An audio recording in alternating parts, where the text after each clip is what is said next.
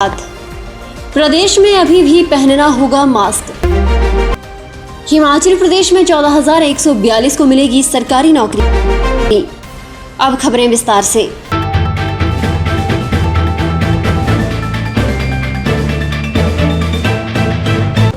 मुख्यमंत्री जयराम ठाकुर ने जिला हमीरपुर में राष्ट्रीय स्तरीय होली उत्सव सुजानपुर के समापन समारोह की अध्यक्षता की और शोभा यात्रा में भी आज भाग लिया।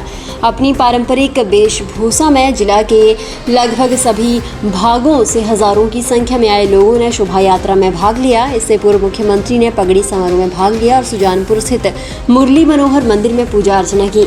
इसके उपरांत मुख्यमंत्री ने मेला मैदान में विभिन्न विभागों, बोर्डों और निगमों द्वारा लगाई गई प्रदर्शनी का दौरा किया और गहरी रुचि दिखाई।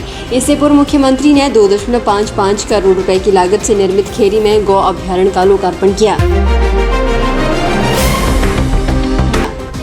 मुख्यमंत्री जयराम ठाकुर ने अपने सरकारी आवास ओक ओवर में बड़ी संख्या में भाजपा नेताओं, कार्यकर्ताओं और शिमला शहर के प्रमुख नागरिकों के साथ होली मनाई।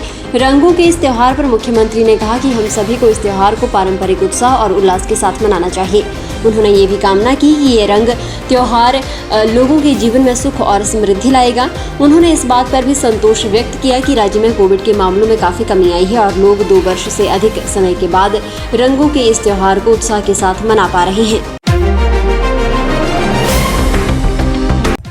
एसजेवीएन ने गुजरात में 100 मेगावाट की सोलर परियोजना हासिल की है। एसजेवीएन के अध्यक्ष एवं प्रबंध निदेशक नंदलाल शर्मा ने बताया कि इस परियोजना से 245.28 मिलियन यूनिट वार्षिक विद्युत उत्पादन होगा और 25 वर्षों की अवधि में लगभग 6,132 मिलियन यूनिट का संचयी विद्युत उत्पादन होगा। इस परियोजना से उत्पादित विद्युत को 25 वर्षों के लिए जीयूबीएनएल द्वारा खरीदा जाएगा और एसजेवीएन और जीयूबीएनएल के मध्य विद्युत खरीद करार पर शीघ्र ही हस्ताक्षर किए जाएंगे।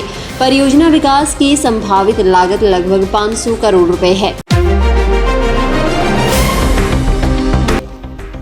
साइबर ठग आए दिन ऑनलाइन ठगी के नए झांसों में लोगों को फंसा रहे हैं। द कश्मीर मूवी आने के बाद अब साइबर ठग द कश्मीर मूवी के लिंक भेजकर लोगों को ठग रहे हैं। छात्रों द्वारा भेजे गए लिंक पर मूवी डाउनलोड करने के लिए क्लिक करने के बाद हैकर ने बैंक खाता और निलंबित उपयोगकर्ताओं को खाली कर रहे हैं और इसके अलावा शातिर विभिन्न प्रकार से कंपनियों के फर्जी पेज बनाकर लोगों को ऑफर्स का झांसा भी दे रहे हैं। ऑनलाइन शॉपिंग करते समय भी पूरा ख्याल रखें, नहीं तो गलती से ठगों द्वारा भेजे गए लिंक पर क्लिक करने से आप ऑनलाइन ठगी का शिकार हो सकते हैं। होली के त्योहार के सीजन में साइबर ठगों से बचने के लिए साइबर सेल शिमला ने एडवाइजरी भी जारी की है। जयराम ठाकुर ने कहा कि कोविड-19 महामारी का संकट अभी टला नहीं है, सभी को सतर्क रहने की आवश्यकता है, इसलिए राज्य में अभी मास्क लगाना लागू रहेगा। प्रदेश सरकार द्वारा जारी दिशा निर्देशों का पालन सुनिश्चित किया जाना चाहिए। उन्होंने कहा कि हिमाचल प्रदेश में कोविड-19 टीकाकरण की दोनों डोज लगाने में देश में प्रथम स्थान हासिल किया है। इसके साथ किशोरों के टीकाकरण और बूस्टर डोज लगाने में भी प्रदेश अग्रणी है। बच्चों को वैक्सीन की गति स्लो है और इसकी वजह एग्जाम है। ये वैक्सीनेशन भी समय पर पूरी होगी। जयराम ठाकुर ने कहा कि कोविड-19 के प्रबंध में हिमाचल देश का श्रेष्ठ राज्य बनकर उभरा है। उन्होंने कहा कि प्रधानमंत्री नरेंद्र मोदी ने प्रदेश द्वारा उठाए गए प्रभावी कदमों की सराहना की और कोविड-19 प्रबंधन में प्रदेश को चैंपियन का दर्जा भी दिया है।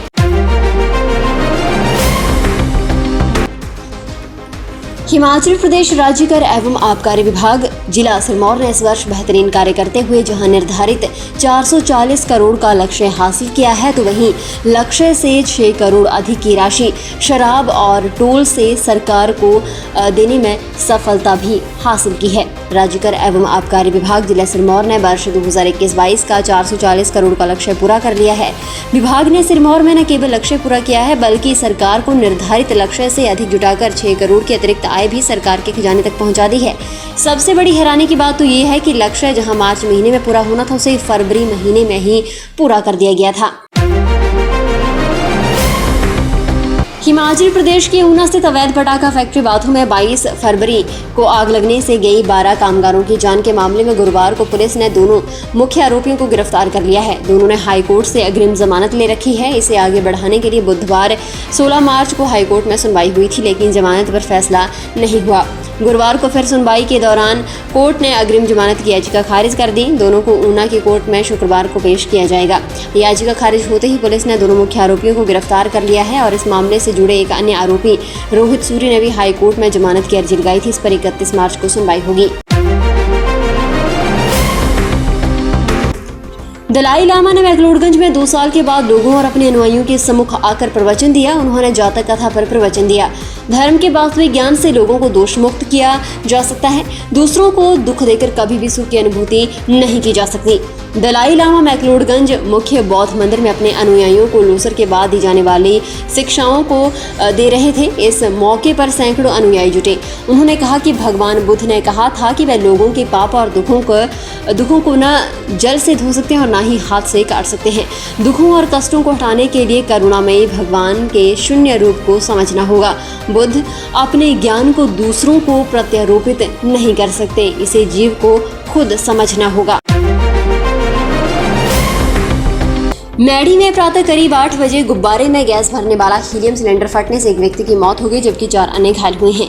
इस बारे में जानकारी देते हुए उपायुक्त ऊना राघव शर्मा ने कहा कि मृतक के निकटतम परिजनों को फौरी राहत के रूप में 50,000 रुपए और घायलों को 5 से 15,000 रुपए की आर्थिक सहायता प्रदान की गई है।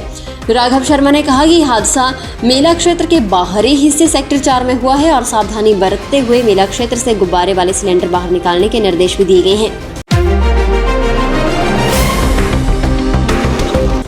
हिमाचल प्रदेश के सरकारी स्कूलों को जल्द शिक्षक मिलेंगे। शिक्षा विभाग ने जेबीटी, एनटीटी और मल्टीटास्क वर्कर्स की भर्ती के लिए प्रक्रिया शुरू कर दी है। प्रदेश में कुल 14,142 पदों पर भर्ती होगी। युवाओं के पास रोजगार पाने का मौका है। 1442 जेबीटी शिक्षकों, 4,700 एनटीटी और 8,000 मल्टीटास्क वर्कर्स की भर्ती की जाएगी। सरकार के निर्देश के बाद कर्मचारी चयन आयोग ने जेबीटी शिक्षकों का फाइनल परीक्षा परिणाम घोषित करने की तैयारी भी शुरू कर दी है। बैच वाइज जेबीटी का परिणाम तैयार करने की प्रक्रिया भी शुरू कर दी गई है। सरकार ने जेबीटी के रिक्त पद भरने के लिए वर्ष 2019 में कर्मचारी चयन आयोग हमीरपुर के माध्यम से भर्तियां निकाली थी। फिलहाल के लिए बस इतना ही और बड़ी खबरों के लिए बने रहिए न्यूज़ सुपर भारत के साथ।